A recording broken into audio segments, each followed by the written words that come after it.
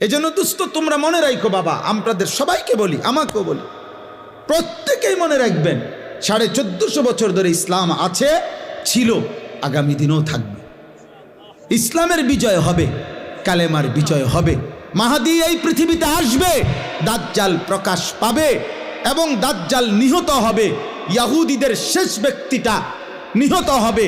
সারা পৃথিবীময় আরেকবার খোদার কসম, নবীর ভবিষ্যৎবাণী যদি কিয়ামত, আল্লাহ রসুল বলছে ইসরাফিল ফু দেওয়ার আর একদিন যদি বাকি থাকে, নবীজি বলছেন তবুও আমার উম্মত বিশ্বাস করো যে মাহাদি আসবে, আর মাহাদির নেতৃত্বে সারা পৃথিবীতে আরেকবার ইসলামের খেলাফত, ইসলামের পতাকা উড়বে, যদি কিয়ামতের আর একদিনও বাকি থাকে।